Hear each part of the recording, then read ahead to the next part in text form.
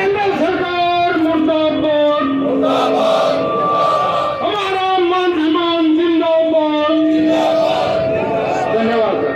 आजाद पहलवान जी।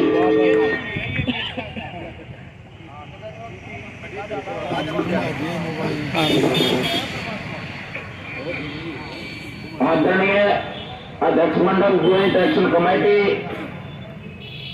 सभी सम्मानित अधिकारी व रिटायरमेंट कर्मचारीगण, आज हम सब यहाँ इस सोई हुई सरकार को जगाने के लिए इकट्ठे हुए हैं और हम सरकार को स्पष्ट शब्दों में चेतावनी देते हैं कि या तो हमारी मांगों को मानने का काम करे, वरना हमें मजबूर होकर इस आंदोलन को तेज करना होगा।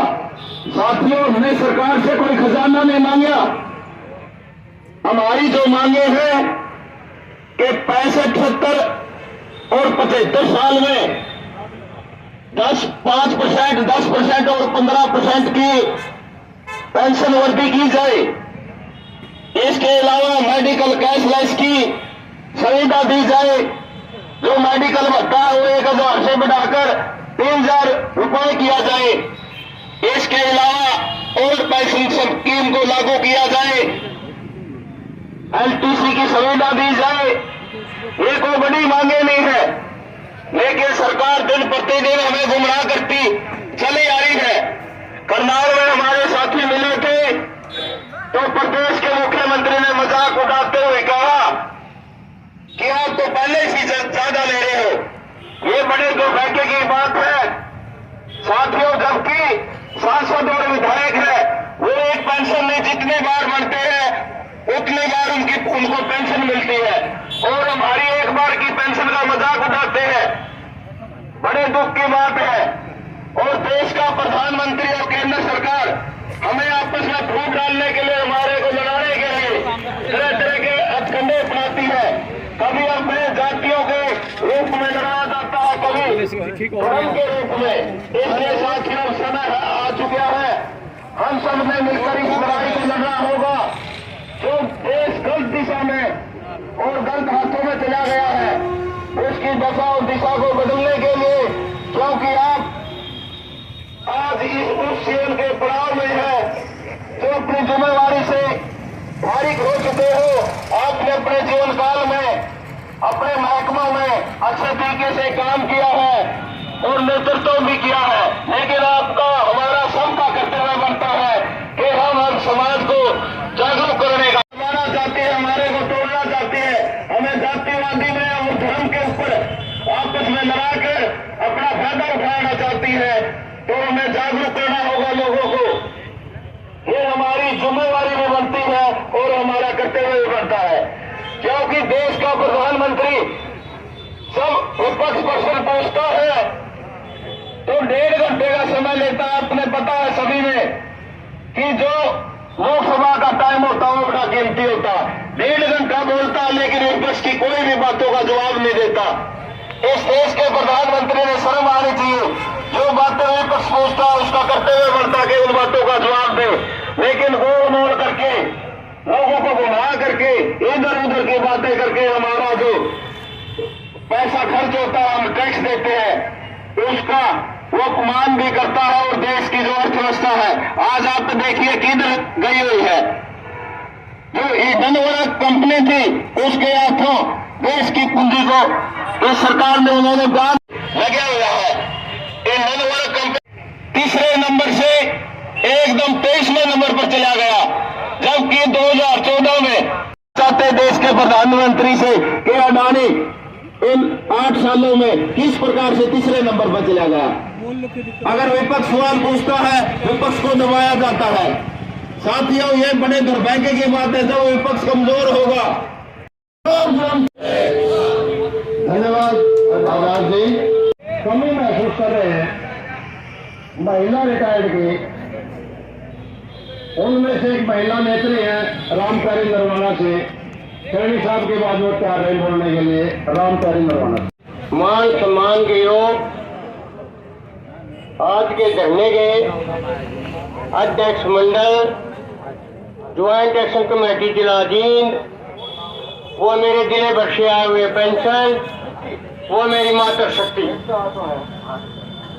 साथियों, मैं सबसे पहले से मैं भगवान से प्रार्थना करता हूँ और एक कामना रखता हूँ कि जितने भी यहाँ पंडाल में बैठे हैं, परमात्मा उनको लंबी उम्र दे और लंबी उम्र के साथ साथ उनको स्वस्थ रखे।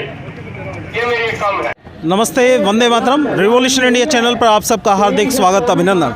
दर्शकों, आज हम मौजूद हैं जींद के लघु सचिवालय के जो एक धरना स्थल है, निर्धारित धरना स्थल, जहां कोई भी कर्मचारी, कोई आम जनता अपनी मांगों से संबंधित धरना प्रदर्शन कर सकते हैं। हमारे साथ आज मौजूद हैं इस आज के कार्यक्रम के जो अध्यक्ष मंडल सदस्य टीम, और उन्हीं से जानते हैं आज किस विषय में आप लोगों ने धरना दिया है।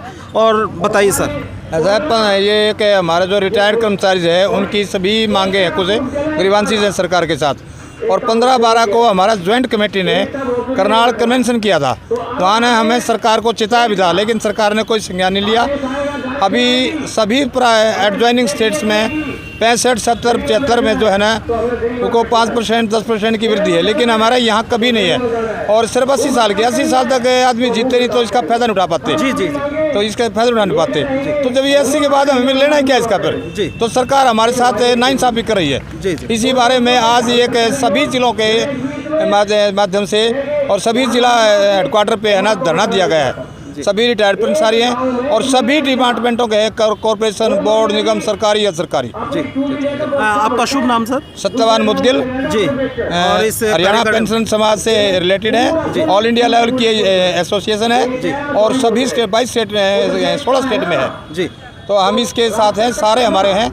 हमारे साथ किताब सिंह बरवाड़ा जी हैं और अजय तिनारा जी हैं। ये हम सभी जिला से सभी इकट्ठे हमारे जींद जिला के। जी। मैं भनवाड़ा साहब से पूछना चाहूँगा, आप अध्यापन के क्षेत्र में रहे हैं, लंबा अनुभव रहा है। अब जो रिटायरमेंट के बाद आदमी एक सुख चैन की ज़िंदगी जीना चाहता है, लेकिन जब हमारे बुज़ुर्ग सेवानिवृत्त कर्मचारी, अधिकारी जब रोडों पर आते हैं, धरना प्रदर्शन करते हैं, उस विषय को जनता जानना चाहती है। ऐसी क्या मजबूरी हुई कि विभिन्न विभागों के सेवानिवृत्त कर्मचारी धरना स्थल पर जाने को मजबूर हो रहे हैं, उसके बारे में बताइए सर। सर्वप्रथम तो मैं सरकार से ये पूछना चाहूँगा कि जो सरकार सत्ता में बैठे हैं या बगैर सत्ता में हैं, वो जब चुनाव लड़ते हैं तो चुनाव के समय तो जनता के सामने हाथ जोड़ करके वोट मांगते हैं, और जब वो सत्ता में आ जाते हैं तो उन्हीं लोगों पर लाठियाँ बरसाते हैं, आंसू के गोले छोड़ते हैं, पानी के बौछारें करते हैं। क्या यही लोकतंत्र है? जिनके सहारे वो सत्ता में आते हैं उनकी बात नहीं सुन करके और उन पर लाठियाँ और गोलियाँ चलवाते हैं। सर्वप्रथम तो ये काम बहुत निंदनीय है और ये असली लोकतंत्र नहीं है। नंबर 2, आज हमारा जो ये धरने चल रहे हैं, ये सारे प्रदेश में हर जिले में ज्वाइंट एक्शन कमेटी रिटायर्ड कर्मचारी हरियाणा के बैनर नीचे हर जिले लेवल पर आज धरने चल रहे हैं। हमने 4-5 महीने पहले सभी संगठनों ने मिल करके रिटायर्ड कर्मचारियों जितने भी संगठन थे सभी ने एक बैनर के नीचे आकर के और इसे कमेटी का गठन किया है। हमने इससे पहले 15 दिसंबर को करनाल में बहुत बड़ा सम्मेलन किया था और मुख्यमंत्री को उपायुक्त महोदय के माध्यम से ज्ञापन दिया, लेकिन उसके बाद भी सरकार ने कोई सूझबूझ नहीं ली, ना बातचीत के लिए बुलाया, ना कुछ पूछा। और एक और सबसे जो निंदनीय बात यह है कि हमारी एक मुख्य मांग है 65, 70, 75 वर्ष की आयु उपरांत 5, 10, 15% की वृद्धि की जाए, जो कि पंजाब और हिमाचल और कई अन्य राज्यों में लागू है। ये पिछली सरकार ने, कांग्रेस सरकार ने अगस्त 14 में नोटिफिकेशन जारी करके हमारी मांग को मान लिया था, आदेश जारी कर दिए थे, लेकिन इस सरकार ने 14 में आते ही, भाजपा सरकार ने आते ही उस नोटिफिकेशन को, उन आदेशों को रद्द कर दिया, जो कि एक बहुत अन्यायपूर्ण और पक्षपातपूर्ण उनका व्यवहार है। अब 2014 से ही लगातार हम 9 साल से लगातार संघर्ष कर रहे हैं।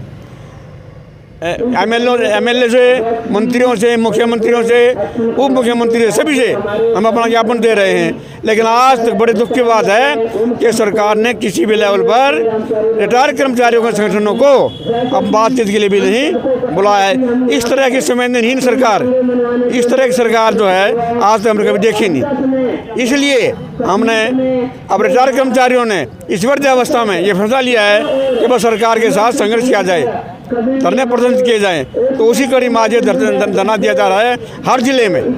और अगर सरकार नहीं कहती, हमारी बात नहीं सुनी, तो आगे कड़े संघर्ष लिए जाएंगे, कड़े भी फैसले लिए जाएंगे। और यहाँ तक कि जिस प्रकार से पुरानी नीति, पेंशन नीति बहालों कर्मचारियों ने मुख्यमंत्री का घेराव करने का जो कार्यक्रम बना था, रिटायर्ड कर्मचारी भी उसी प्रकार का कार्यक्रम बना सकते हैं। और आखिर में सरकार फिर भी नहीं मानती तो फिर चुनाव आने वाले हैं, अब चुनाव में इसका परिणाम को भुगतना पड़ेगा। हमारी मुख्य मांगे हैं, अभी जैसे पहले एक बताई थी, 65, 70, 75 की आयु उपरांत 5, 10, 15 की वृद्धि की जाए, मेडिकल बताया 1000, 3000 किया जाए, कैशलेस मेडिकल सुविधा से बीमारियों के लिए तुरंत लागू की जाए, फैमिली पेंशन के लिए एलआईसी लागू की जाए, पुरानी पेंशन नीति बहाल की जाए और हाई कोर्ट और सुप्रीम कोर्ट द्वारा रिटायर्ड कर्मचारियों के बारे में फैसले हो जाते हैं उनको लागू किया जाए।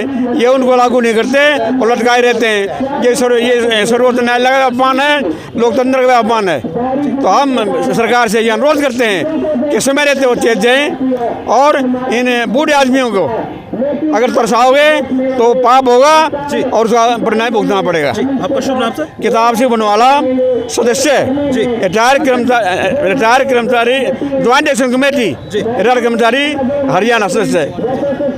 आपका शुभ नाम सर? अजीत नाराज रोडवेज से। तो सर बताइए, आज ये किस प्रकार का धरना प्रदर्शन आप कर रहे हैं? धरना हम पहले भी कर चुके हैं। हम ये धरना रिटायरमेंट कर्मचारी ज्वाइंट एक्शन कमेटी के आह्वान पर पूरे ये भी 22 के 22 जिले हैं हरियाणा के अंदर, ज्वाइंट एक्शन कमेटी के आह्वान पर हमने पूरे हरियाणा के ज्वाइंट एक्शन कमेटी के अंदर ये रिटायरमेंट कर्मचारियों को इकट्ठा किया। और हम करनाल में भी 12वें महीने में करनाल में भी कन्वेंशन कर चुके और मुख्यमंत्री के नाम ज्ञापन भी दे चुके। लेकिन आज तक मुख्यमंत्री जी ने किसी भी कर्मचारी से ज्वाइंट शिष्टमंडल को बुलाने की भी जहमत नहीं उठाई। फिर हमारी ज्वाइंट एक्शन कमेटी ने निर्णय लिया वह सभी के 22 जिलों में धरना दिया जाए और सरकार की सोई हुई सरकार की नींद को खोला जाए। ये बुजुर्ग आदमी हैं, 60, 70 साल, 80 साल के भी, 85 साल के भी। सरकार तो ये चाह रही है बस 70 साल के बाद रिटायर कर्मचारी की पेंशनें बंद की जाए, क्योंकि 70 साल की ये तो लगा रहे बस 70 साल जी लिया, बहुत जी लिया। लेकिन आप ये 90 साल के हो जाओ, 100 साल के हो जाओ, इनके परिवार की भी पेंशन, इन एक बार एमएलए बन गया उसकी पेंशन, 2 बार बन गया 2 बार पेंशन, 4 बार बन गया 4 बार पेंशन है, एमपी बन गया जितनी बार बने उतनी बार पेंशन। एक बार शपथ लेने के बाद उनकी पेंशन तो पक्की हो जाती है। लेकिन कर्मचारी 40 साल, 42 साल या 38 साल नौकरी करके देश की या समाज की, सरकार की सेवा करता है, लेकिन उसको अब 2006 के बाद पेंशन से वंचित कर दिया गया। और जिसको ये पेंशन पहले मिल रही है उसकी भी सरकार पेंशन को छीनने की कोशिश कर रही है, जबकि अपनी पेंशन 5-5, 6-6 बना रही है। क्योंकि विपक्ष हो चाहे सत्ता पक्ष हो, एक बार हाथ खड़े करके ताली बजा देते हैं, उनकी तो लागू हो जाती है। लेकिन कर्मचारी कितना भी परेशान और कर्मचारी कितनी भी मांग कर ले और कितने भी धरने प्रदर्शन कर ले, कर्मचारी की कोई सुनवाई नहीं होती। ये इससे पहले भी सरकार आई, लेकिन ऐसी सरकार हमने नहीं देखी। हमारी भी उम्र 60 साल से ऊपर हो चुकी, ऐसी भद्दी और ऐसी झूठी सरकार हमने देखी। मुख्यमंत्री अपनी ज़बान से कह देते हैं ये चीज़ लागू होगी, जैसे मेडिकल कैशलेस है। 3-4 दिन पहले भी अखबार में आया, अगर हमने सभी बीमारियों के लिए और सभी कर्मचारियों के लिए कैशलेस मेडिकल लागू कर दिया, लेकिन आज तक 2 साल हो गए उन बातों ने, अब फिर अखबार में दे दिया, लेकिन कोई चिट्ठी पत्री कुछ नहीं आई और ना ही वो लागू हुआ है। जो बीमार आदमी हैं उनका इलाज होना मुश्किल है, क्योंकि 15-20 हज़ार पेंशन में 3-4 सदस्य परिवार के होते हैं, उसके घरवाली भी होती है, बच्चे भी होते हैं, किसी के बच्चे कामयाब हैं, किसी के नहीं हैं, वो भी उसी के सारे काम करते हैं और उनका पालन पोषण भी उसी के जिम्मे है। लेकिन सरकार के ऊपर इस बात का कोई असर नहीं। ये 15-20 हज़ार की पेंशन में बताओ कोई ऐसी बीमारी हो जाए, मेडिकल में दाखिल भी नहीं हो सकता आदमी। तो हमारी ये सरकार से मांग है तो कैशलेस मेडिकल किया जाए और जो रिटायरमेंट कर्मचारियों की डिमांड है 65, 70, 75 साल, इसके ऊपर बढ़ोतरी लागू की जाए। और मेडिकल भत्ता जो 1,000 रुपये है, 1,000 रुपये तो कई डॉक्टर तो 1,000 रुपये पर्ची काट देते हैं। इलाज तो दूर की बात है, 1,000 की तो पर्ची कट जाती है, इलाज कहाँ से करवाओगा, कहाँ से दवाई लेगा। और कई तो बुजुर्ग ऐसे हैं जिसको परिवार में बच्चे कामयाब नहीं है या बच्चों से अलग रह रहे हैं, उनको तो दिखाने वाला भी कोई नहीं है। तो बहुत ही परेशानी है। हम सरकार से बार बार यही मांग करते हैं, सरकार थोड़ी आत्मा की आवाज़ सुने और बूढ़े आदमियों की, बुजुर्ग आदमियों की मतलब कुछ सुनाई करे, जैसे कि देश का भला हो सके। वोट लेने के टाइम तो सब बुजुर्ग हो जाते हैं इनके, लेकिन बाद में कुछ नहीं लगते। प्रधानमंत्री भी ये कहते हैं भाई पेंशन लेने वाले तो ज़्यादा हो गए, ये तो देश के ऊपर भार हैं। मुख्यमंत्री भी ये बयान दे रहे हैं भाई इनमें पेंशन की क्या जरूरत है, पहले फालतू ले रहे हैं। और तो उन्हें शर्म आनी चाहिए। उनकी तो एक बार बन जाए 1.5 लाख पेंशन हो जाए, 2 लाख पेंशन हो जाए, ये बेचारे 15-15, 20-20 हज़ार में फिर भी सरकार इनके ऊपर ताने मारती है और कोई सुना नहीं करती। और तो इस बात की हम सरकार से विनती करते हैं। और अगर सरकार अब भी नहीं मानी तो हम पब्लिक में जाएंगे और पब्लिक को भी बताएंगे भाई सरकार कितनी बढ़िया है। ये जनता के साथ, किसानों के साथ, मजदूरों के साथ कितना दुर्व्यवहार कर रही है। पिछली बार कई 4-5 दिन पहले की बात है, यहाँ सरपंच इकट्ठे हुए थे, उन सरपंचों को ज्ञापन देने जा रहे थे, वहाँ भी इनको लाठियों से पीटा गया, लाठी चार्ज किया गया। कर्मचारी गए थे पेंशन स्कीम के बारे में पंचकूला सीएम का घेराव के लिए, वहाँ भी बुरी तरह से लाठियों से पीटा गया। लाठियों से आवाज़ दबने वाली नहीं है, ये सरकार का वहम है। लाठी डंडों से सरकार ये जनता की आवाज़ दब जाएगी ना, जनता की आवाज़ अब दबने वाली नहीं है। और जनता जागरूक हो चुकी है और जनता में बहुत भारी रोष है। आगे आने वाले समय में 2024 में इलेक्शन होगा, जब सरकार को पता लग जाएगा भाई ये बूढ़े आदमियों की और जनता की, किसान मजदूर की क्या समस्याएं हैं, वो सरकार को इसका जवाब मिल जाएगा। जय संघर्ष, जय एकता। दर्शकों देखिए, ये जो बुजुर्ग आज धरना स्थल पर बैठे हैं, किसी न किसी के परिवार के सदस्य हैं। ये अपने ये उम्र इनकी समाज सेवा करने की है, आराम से अपना जीवन यापन करने की है।